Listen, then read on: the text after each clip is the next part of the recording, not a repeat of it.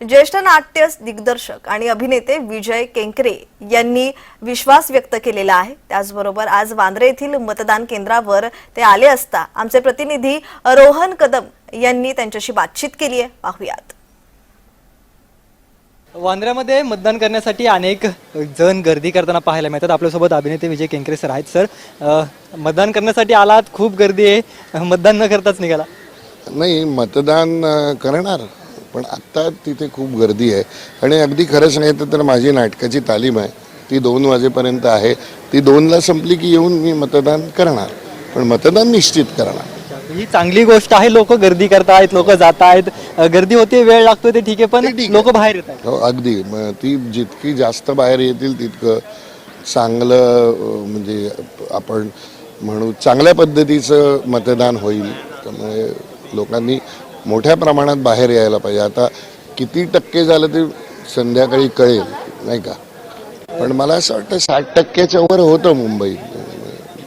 एकंदर महाराष्ट्राचं पाहिलं तर यंदाच्या वर्षी थोडंसं कमी मतदान पाहायला मिळतंय। मग अनेक कारणं असतील, उन्हाळा असेल किंवा अवकाळी पाऊस मराठवाडा अनेक भागांमध्ये जे तो पाहायला मिळतो। याचा मुंबईमध्ये किती फरक पडतो? मुंबईमध्ये म्हणजे मला असं वाटतं ती सगळी कारणं किती असली तरी सुद्धा मतदान म्हणजे हे सगळं शेवटी मला प्रामाणिकपणे असं वाटतं की करावंसं वाटतं की नाही, इथेच येऊन ते थांबतं।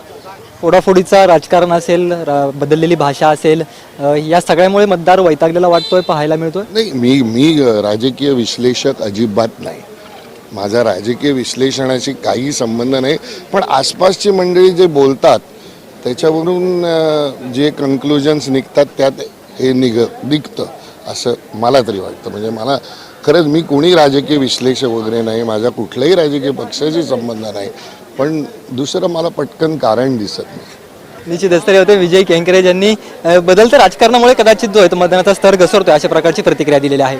कॅमेरा पर्सन इम्तियाजसह रोहन कदम, जय महाराष्ट्र न्यूज, मुंबई।